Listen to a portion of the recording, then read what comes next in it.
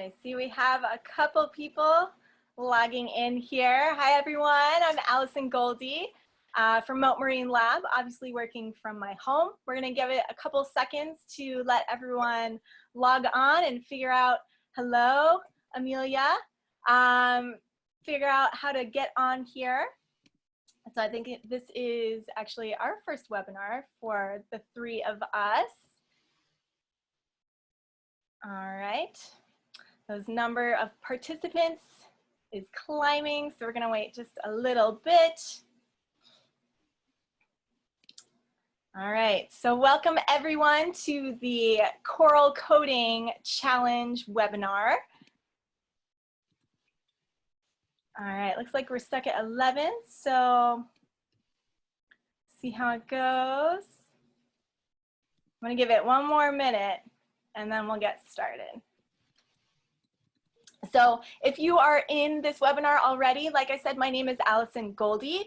I am the Community Engagement Coordinator for Mote Marine Laboratory.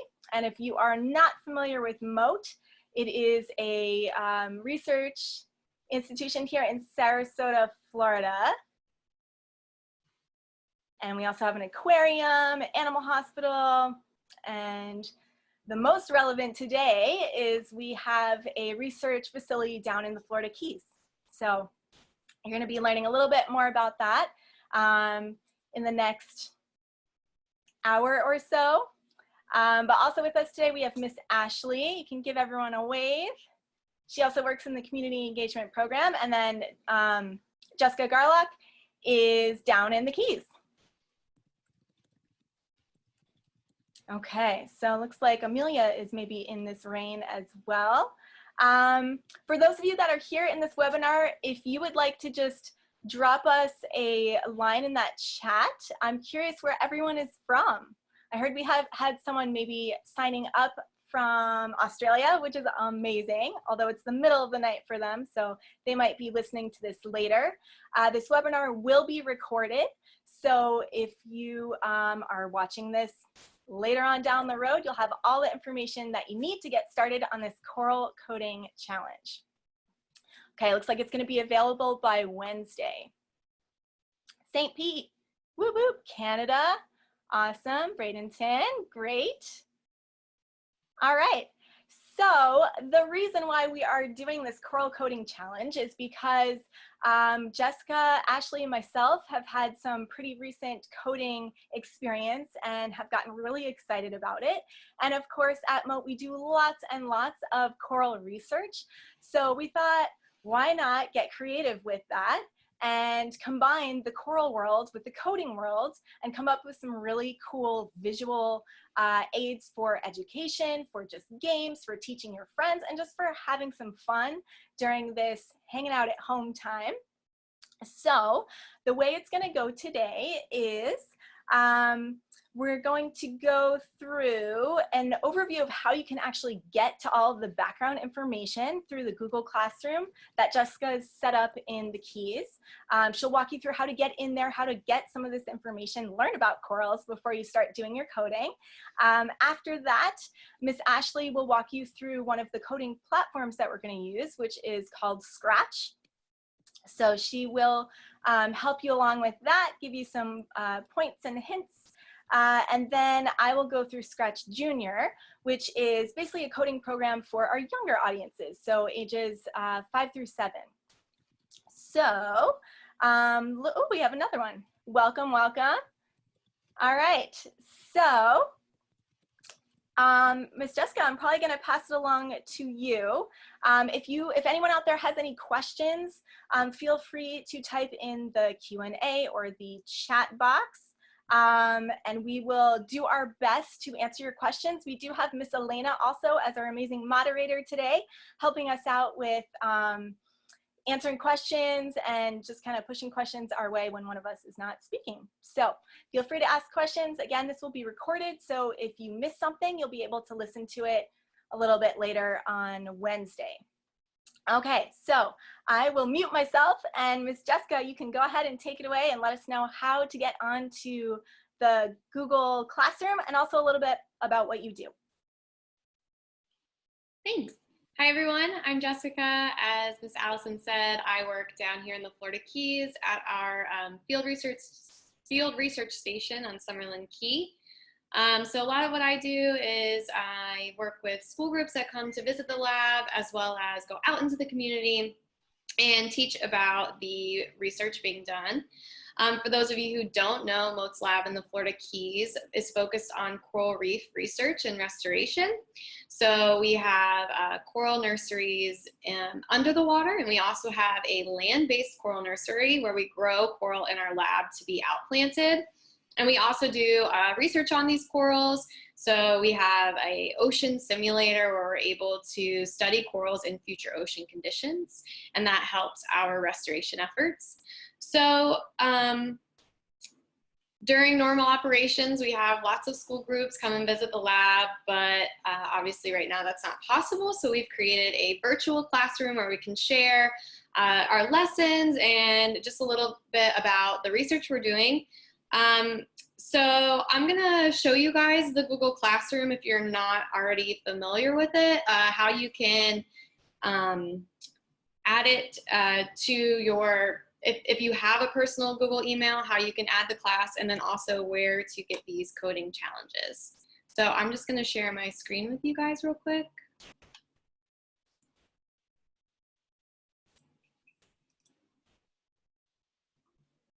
Good, okay. So you can see this is my Google account, and I've got two different classrooms in here. I've got our classroom down here in the Florida Keys, as well as Sarasota's classroom. So when you log into your Google Classroom account, you just go to classroom.google.com. And if you have never set up a Google Classroom before, this might be blank. The way that you can add a class is right here, this little plus sign, create or join a class. And then you're going to put the code, you're going to join class.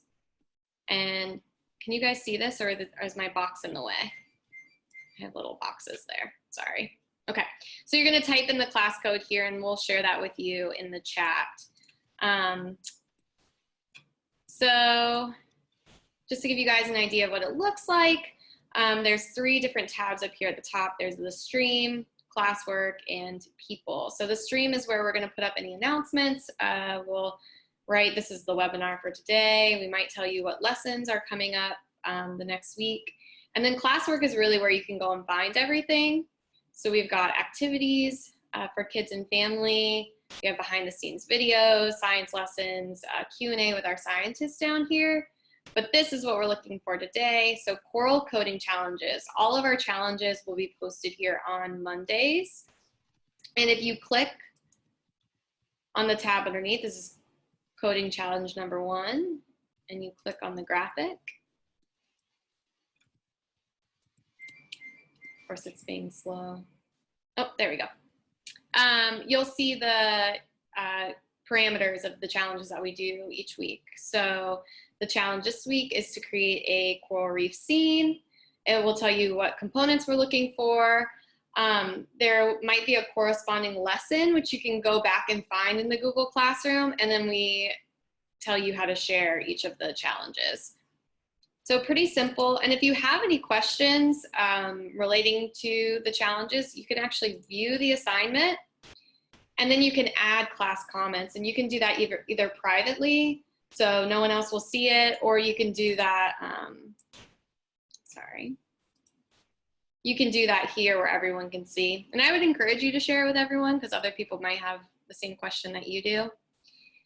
And then as far as the corresponding lesson, it said coral anatomy. So if you go down to science lessons, you can find coral anatomy, and everything you need would be right there. Allison, anything to add to that?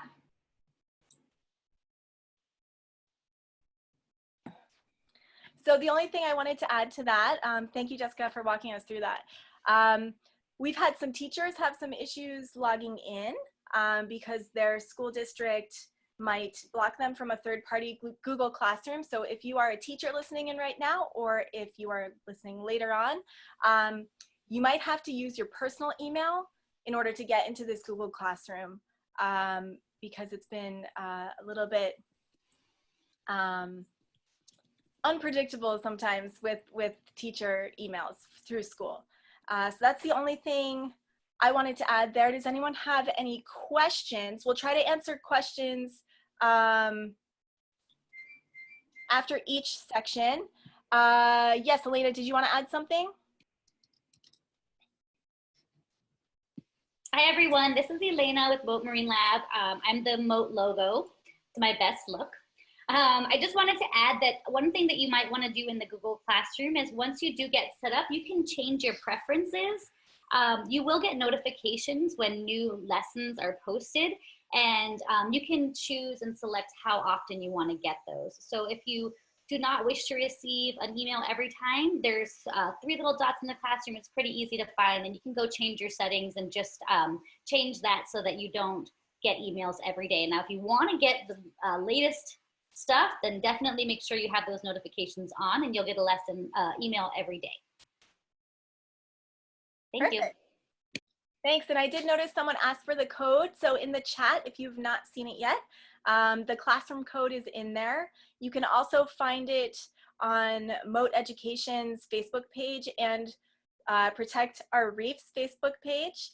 And we sort of link those pages together through posts that we reshare from the other ones. So if you can't find it right away, you can either search, scroll down a little bit through those Facebook posts, or you can email us, and I'll put this email in the chat, which is where you're also, if you're using Scratch Junior, this is where you're going to send your projects to. Okay, so I will mute myself again, and I will allow Miss Ashley now to walk you through the program Scratch, and I'll put that email in there where you can ask any questions or get that Google Classroom code. Cool, thanks, Allison. So again, everyone, my name is Ashley, and give me 1 second here to share my screen. All right, so hopefully all of you guys can see this. This is exactly how Scratch pops up. Sometimes if you don't type in Scratch space MIT into Google, then some other coding or something or other might pop up. So what I personally do is I just type in Scratch space MIT to Google. It'll be the first thing that comes up. And you can see up top here, scratch.mit.edu. Again, this is exactly how the screen pops up. There's a tutorial right here to get you started. It walks you through the very basics, but if you go up here for a second, there are more tutorials on anything under the sun to help you out in your amazing creations. And then while we're up here for file, once you've made your creation, you could save it to your computer or load something from your computer when you're still working on your project. And then this is your workspace. There is an option to expand it. And give me 1 second here. All right. Yeah, so just different layouts there, whatever makes you feel comfortable when you're creating. And then over on this side, it shows all of these different blocks. And so whenever you want to use a block, you would drag it into here. So for example, this is one that you use a lot, the event block. So something that would trigger something else to happen. So when the green flag is clicked, let's see, this is gonna say hello. And that should work. Yeah, there we go. And so all of these are color coded.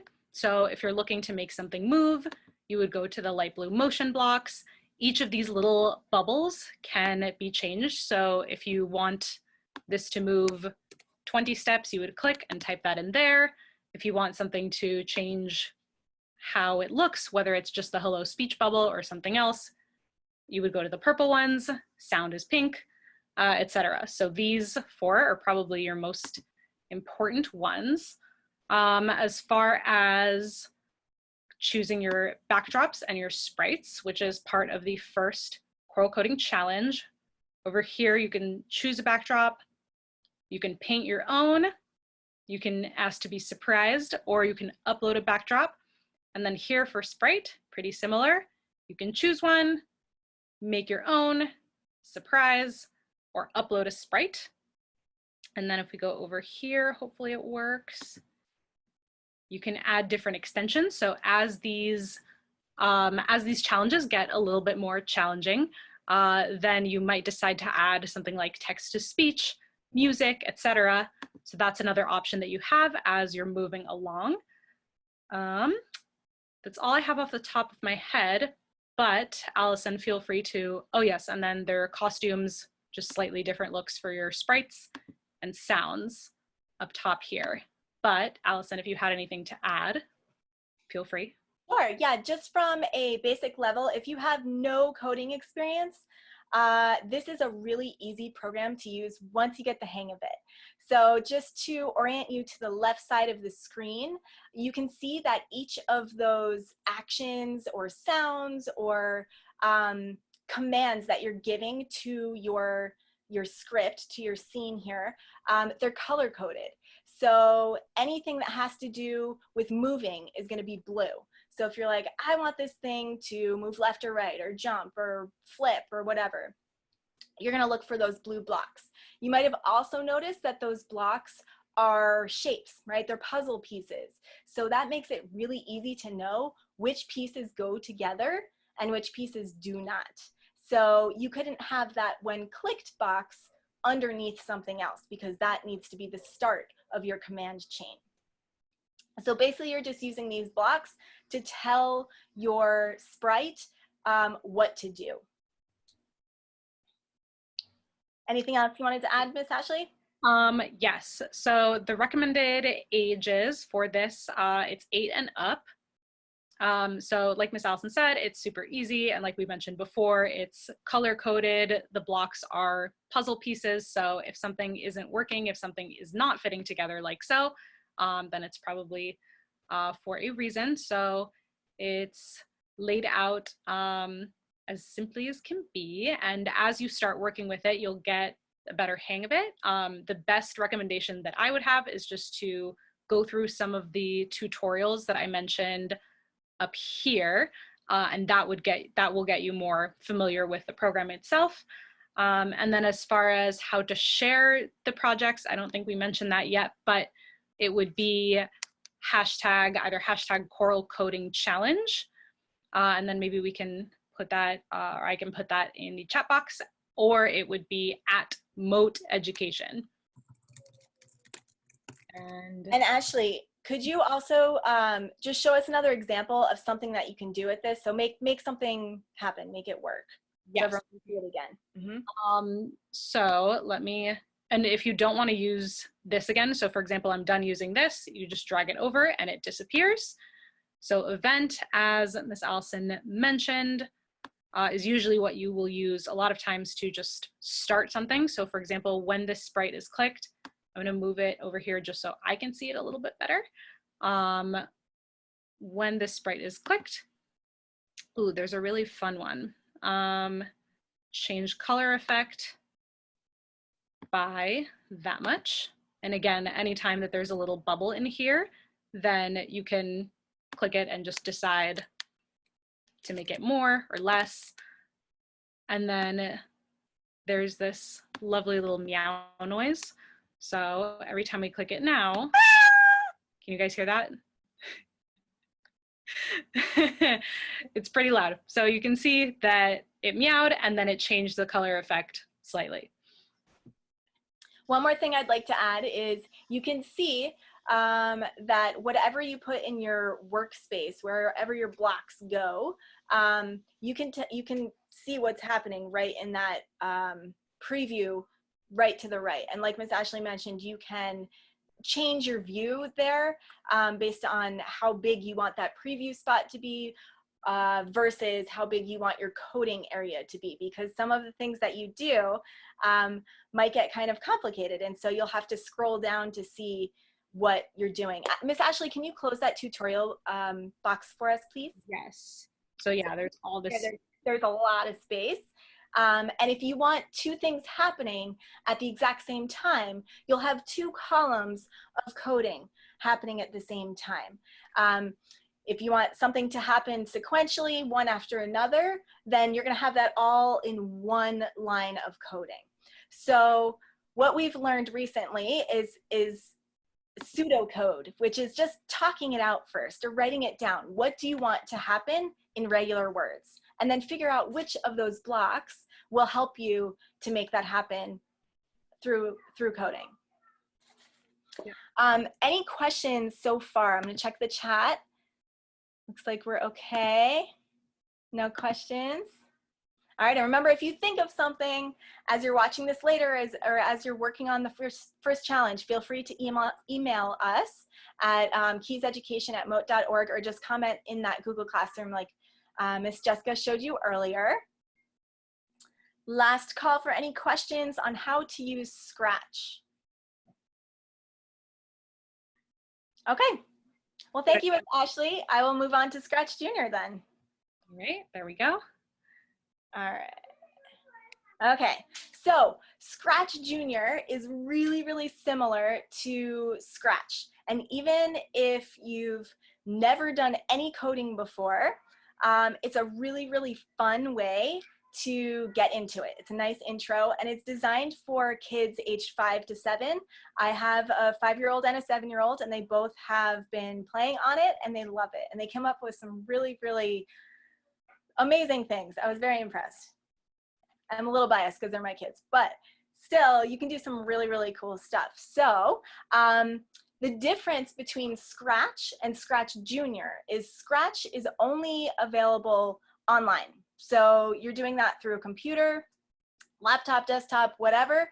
For Scratch Junior, you need to have a tablet. It does work with Android and iPad tablets, but it's a tablet game. It's not available for iPhones or any sort of smartphone. It's going to be a tablet game. It is available for free through lots of different app stores, Google Play, the Chrome Web Store, Amazon, the Apple App Store. So really, really easy to get. So I'm going to show you the tutorials that are actually available on the website. So if you are a parent watching this and you would like to help your child as they're on the iPad, you don't have to go on the iPad to figure out what they're doing or to give them some helpful hints. So give me a moment while I share my screen, and then I'll walk through some of those tutorials on Scratch Junior. All right, let's see. Okay, how's that? Everyone can see? Perfect. Okay, so if you go to Scratch Junior, it is scratchjunior.org. That is the website you're going to want to go to. And up here on the top menu bar, you will see About, Learn, Teach, Outreach, and Donate. Don't worry about those. Really, all you need to see here is Learn. Okay, so for Learn, it's going to give you several different guides: the interface guide, the paint editor guide, block descriptions, and then some tips, which include some videos on how to do things and just some more verbal instructions. So I'm going to show you the interface guide because this is what you're going to see when you download that game. When you open up that game, this is sort of the screen that you're going to see. So just like Scratch, there is a coding area where you click and drag your blocks to. That's going to be this whole space down here. And then there's your preview area. So that's going to be here. Scratch Junior makes it really easy to add multiple scenes, multiple pages. So over here on the right, there's a plus sign. You can see right now we're looking at this farm scene, but if you wanted to change to an underwater scene, you could have this little scratch cat go to somewhere else. Each of these numbers that you click on here will tell you what that particular symbol is for.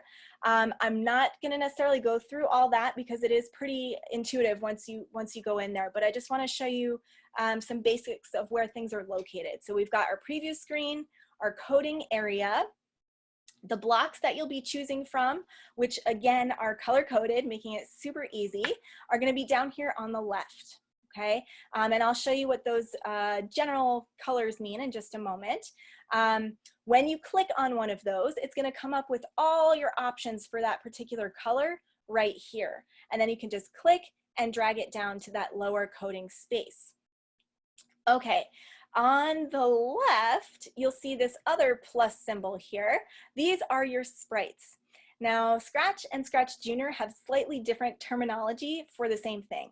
So in Scratch, it's called a character. Sorry, in Scratch Junior, it's called a character. In Scratch, it's called a sprite. Just means a character, an animal or a person or something. And that's what you're commanding to do these different things. Also, for Scratch, it's called a backdrop, I believe, and Scratch Junior is a background. Same thing, it's just what's gonna be the scene behind you. And just like in Scratch, you can design everything. The other really cool thing in Scratch Junior is you can actually record your own sounds. So in Scratch, there's a lot of sounds available for you to use. Scratch Junior is kind of fun because there's one sound, which is the meow, and then everything else you get to make yourself. So it's really cool because you can hear your own voice, you can hear your child's voice, and you really get to customize it and make it your own. Okay, so the home screen right here, I'm just gonna get rid of my view there. Okay, so the home screen just helps you save your project and exit to the home screen. It kind of saves as you go, and when you go into the program, you'll see, or into the game, you'll see that there are multiple projects you can be working on at the same time. This will take you back to that first screen where you can choose which project you want to be working on. And over here in this corner, you can change the name of your project, see when it was created, and this is where you can share. So this is where if you have your tablet set up for email, you can email keyseducation@mote.org, or something you can do to share your project, and this goes for Scratch users as well. If you're not as tech savvy, but you just kind of want to show us what you're doing, you can just take a screenshot of it with your phone and email it to us. That's okay. You can also take a movie, take a video of it on your phone and send that to us. Basically, whatever challenge is proposed for the week, we want to just be able to see what you're working on. And our hope is to showcase that. So at the end of the week, so challenges will be proposed on Monday, and then on Saturday, we will share some of our favorites on social media. So you can see other things that people have created and your own. Okay, let's see. Other important things here. Again, you can change what mode you're looking at it in. So it can be full screen or like you're seeing it right now. This is how you change the background here. You can also add text, and if you make a mistake, which we all do from time to time, down here in the bottom right, you can undo and redo. I use that button a lot. So if you did something, it didn't quite work out the way you wanted it to, just undo it and then you can start over again. That's also the beauty of coding, right? There's lots of different ways of doing something. So you might try one way, it doesn't work. You want to do something different? That's totally fine. Okay, let's see. The other really great thing is you can download all these guides as a PDF. So if you don't want to be on the computer the whole time, you just want to be able to leaf through something to find out what you need, you can download that guide as well, which is right here. Just as in Scratch, you can really customize everything. So in this paint editor guide, it shows you how to change the color of your characters, how to draw your own character. And so this will walk you through all of these buttons here and what they do. There's lots of different color options, thicknesses of lines, again, undo, redo. And then over here for block descriptions, it's going to show you the category of that block. So here we have triggering blocks. So what's going to make something do something? So it can start either by clicking on the green flag. It can start when another character bumps into another character. It can start on a message. So as you start playing with this game, you'll kind of understand how that all works. Blue here is going to be our motion blocks. So up, down, left, right. You can rotate. You can go back to your starting position. We've got other blocks here that are the way that your character looks. So it can grow or shrink, or fade away or fade back. We've got sound blocks. So these are the ones where you can record your own sound, or you just use, oh, it's not a meow. It's not a meow. It's definitely not a meow. It's a pop, which is still really fun. And then we have control blocks, which if you want something to stop or you want to set how fast something's going to go, you can do that here. And then your end blocks. This is what's going to stop whatever your script is. This can also help you go to the next page if you decide that you want to have multiple pages. So Scratch Junior is really good for telling a story. And then here I mentioned it's just tips and hints, how to make, rename, delete projects, how to animate characters, how to get multiple characters, how to use these trigger blocks. And then it does have a tutorial here for sharing your project, which is going to go to that keyseducation@mote.org. And here's another really cool thing. You can actually see some sample projects that other kids or programmers have worked on. And a couple other helpful hints and tips here. All right, and that is, I believe, all I have for Scratch Junior. I'm just checking for any questions. Does anyone have any questions about Scratch Junior? How to use it, how to access it, anything like that? No.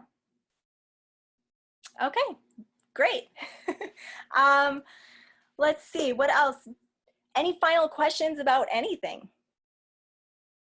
All right, I'm gonna share my screen again. I'm just gonna show you our current week's Coral Coding Challenge. And like Miss Jessyca mentioned, we are going to link each challenge to a specific lesson in that Google Classroom. So we're not gonna leave you hanging and just try to figure out some information about corals. You actually get to have a lesson and learn about that particular topic and then get some inspiration. We will give you some guidelines like we said in that, here, I'll just share this again, hang on. Share screen, there we go, share. Okay, so here we have our challenge, right? It's always gonna look like this. So the challenge this week, create a coral reef scene. However that looks to you. Think about what might live in a coral reef. What does it look like? What components would you want in a coral reef? A healthy coral reef. So the required components that we are asking for is a background or a backdrop, if you're using Scratch, at least one sprite or character, and one animation. It's up to you what that looks like, okay? The lesson here that will help you and give you some inspiration and ideas is gonna be coral anatomy. And then if you're using Scratch, you can share it to social media using Coral Coding Challenge. You're also welcome to email your project to keyseducation@mote. That's up to you. We just want a way that we can reshare it with the world if you would like them to see it. If you want just us to see it and give you a virtual high five, that is totally fine too. Just let us know in the email that it's only for our eyes and we will not share it. But if you do want to show off what you've done, we will be selecting some or many, depending on how many submissions we get, to share to our social media. So we're really, really, really excited to see what you come up with. I know you are all going to be super creative. And it'll give us something fun to look at and something positive and bright and colorful, and also be learning at the same time. So Miss Ashley or Miss Jessyca, do you have anything else to add that I forgot to mention? No? Miss Elena, is there anything else that you wanted to add? Nope, I just did have one question that I just answered about university, if we have any materials or learning resources for university students. And I shared that we do have lots of materials in the Google Classroom We also have another Google Classroom for our Sarasota campus. And so if anybody's looking for additional resources, you can like us on Facebook at Mote Education. I'm just gonna type that in right now. And you will be able to see the videos that we have. We have lots of different resources. We have a link to our classroom as well, which has an assortment of things that you can do. And then we also are working on completing our Endless Oceans online course, which is for adult and university students. So if you are interested in that, stay tuned to our Facebook page because we will post that as soon as it's ready. Perfect. All right, well, I will give another 10 seconds for any additional questions. The awkward silence. All right. I think we're looking good. Well, thank you all so much for joining us today. Again, if you have any questions whatsoever, we will be happy to answer them if you email them to keyseducation@mote.org. Otherwise, this is Allison, Ashley, and Jessica signing off from Mote, and we will see you soon. Bye.